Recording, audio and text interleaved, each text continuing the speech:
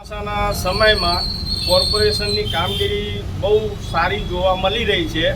મેં જોયું મારા આંખે કે સવારે સાંજે રાત્રે છે ને સાફ સફાઈ કર્મીઓ આવે, બધો કચરો સાફ કરી જાય અને સવારના ટાઈમે છે ને મોટા મોટા ઓફિસરો બધા કોર્પોરેશનના બધા વહેલા સવારે આવી જાય અને જોવે કામગીરી માણસ કરી રહ્યા છે કે નહીં.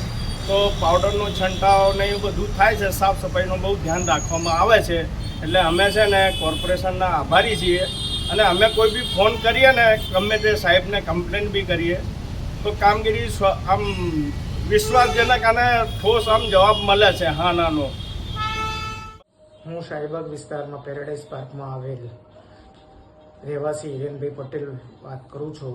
23 તારીખ અને 24 તારીખે જે અમદાવાદમાં ધોધમાર વરસાદ પડ્યો તે બદલ અમદાવાદ મ્યુનિસિપલ કોર્પોરેશન દ્વારા જે કામગીરી કરવામાં આવેલી તે કામગીરી સતત ખૂબ સારી હતી. જ્યાં જે પાણીનો નિકાલ હતો ત્યાં સતત એક ફોન કરવા બરાબર એ લોકો હાજર થઈ જતા હતા. ગટરના ઢાંકણા ઉપરથી કચરો લઈને પાણીનો સદંતર નિકાલ કરેલ છે.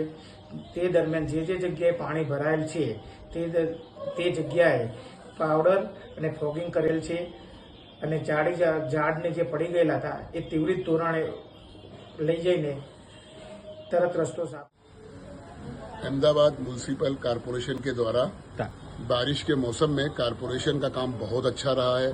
कहीं पे पानी नहीं लगने दिया, हर जगह से कूड़ा करकट सब साफ किया है और दीपिका सोसाइटी से बोल रहे हैं हम, यहाँ पे एकदम हर चीज क्लीन, हर चीज सेफ किया उन्होंने।